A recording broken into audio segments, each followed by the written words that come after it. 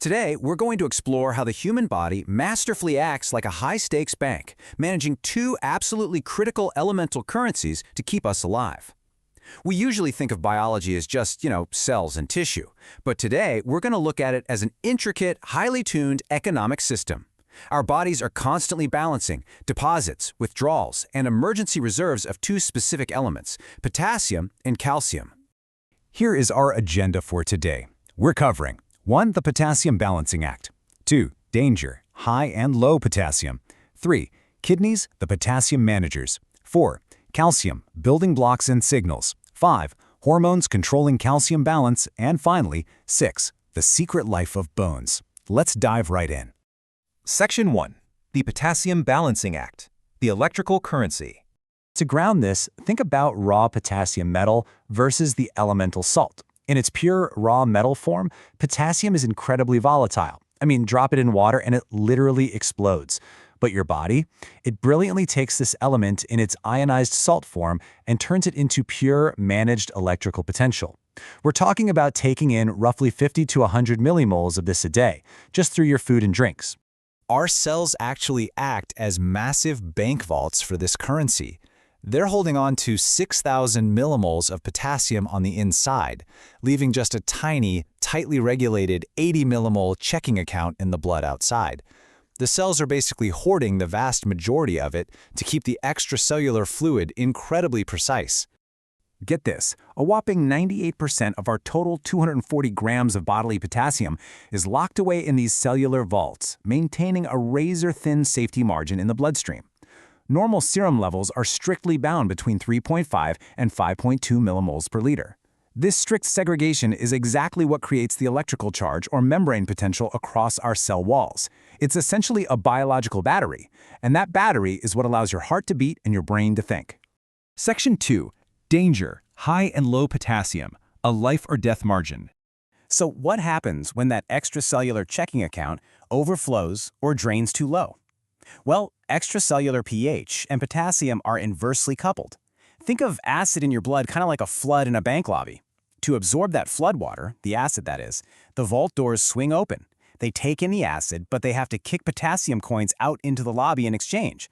Suddenly, that tiny checking account is dangerously overflowing.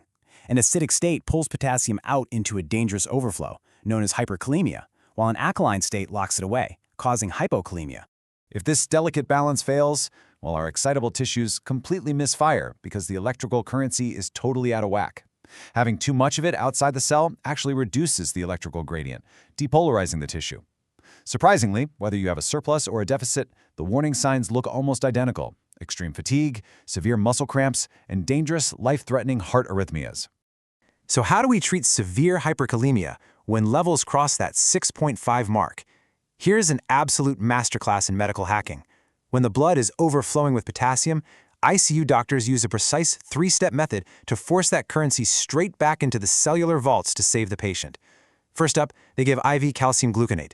This acts like a rapid shield to protect the heart muscle. Then they administer insulin, along with glucose so the patient's blood sugar doesn't crash. Why insulin? Because it naturally signals the cells to aggressively absorb potassium. Finally, they use salbutamol, a drug normally used for asthma, which further throws open the vault doors, driving that potassium back inside where it belongs. Section 3. Kidneys, the potassium managers, balancing the books. Because absorption in the gut isn't tightly controlled, the kidneys have to do all the heavy lifting. Enter aldosterone. Aldosterone acts as our strict bank manager, sensing high potassium and instantly ordering the kidneys to flush the excess out into the urine to prevent a crisis.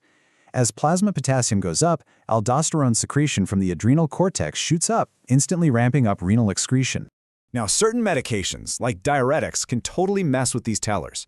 Some force the bank to lose potassium, while potassium-sparing drugs block the manager, aldosterone, to keep the currency in the body.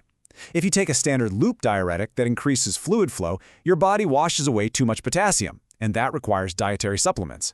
But clever drugs like amiloride or spironolactone specifically tell aldosterone to stand down, preventing that dangerous loss of our electrical currency. Section 4. Calcium, building blocks and signals, the second currency. We usually just think of calcium and go, oh, bones, right? But it is so much more than that. It serves as both our structural scaffolding and a critical communication signal throughout the entire body.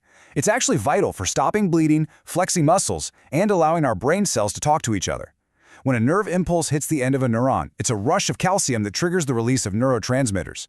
If your blood calcium drops too low, your nerves become hyperexcitable, leading to severe spasms and muscle lockups known as tetany. Section 5. Hormones controlling calcium balance. Tracking the daily flux. Because calcium is doing all these crucial jobs, tracking its daily movement is an incredibly complex accounting process. We start with a 1,000 milligram dietary intake in the gut, map it down to the kidneys for filtration, and factor in a constant 500 milligram exchange directly with our bones. But what absolutely blows my mind here is the kidney filtration flux. Your kidneys filter an astounding 10,000 milligrams of calcium every single day. But get this, they reabsorb 9,800 milligrams of it right back into the blood. That is an incredibly high-volume, precision-tuned recycling program. To handle this intense daily volume, we've got 3 distinct hormonal managers. First, PDH, or parathyroid hormone. This is the alarm ringer. If blood calcium drops, it tells the kidneys to save calcium and demands a withdrawal from the bones. Next, vitamin D, or calcitriol, is the gut's helper, increasing your intestinal absorption. Finally, calcitonin tells the whole system to calm down, lowering blood calcium and suppressing bone breakdown. Working together, they keep the blood levels perfectly steady. Section 6. The Secret Life of Bones, the Ultimate Reserve Bank. Your bones are absolutely not just dead scaffolding. They are living, breathing reserve banks where osteoblast workers constantly deposit calcium and osteoclast workers withdraw it, remodeling the vault walls every single day. The osteoblasts are the builders, laying down the organic matrix, like collagen and proteoglycans, and packing it with solid calcium salts. Meanwhile, the osteoclasts are the demolition crew. They break down bone tissue to release calcium back into the blood whenever PTH sounds the alarm. It is a constant, dynamic equilibrium. And what's literally amazing here is how universal this system is across the animal kingdom. Whether you're looking at a tiny mouse or a full-grown human, this exact same physiological banking system scales up to support the entire body. From the smallest mammal to us, the interplay of osteoblasts building up and osteoclasts breaking down is preserved, highlighting just how evolutionary successful this bodily economy really is. Which leaves us with a fascinating final thought. How long can our structural reserve bank hold up if we constantly force it to make withdrawals just to keep our heart beating? If your dietary intake of calcium drops, your blood will always prioritize the electrical needs of your heart and nerves, ruthlessly mining your skeleton to make up the difference.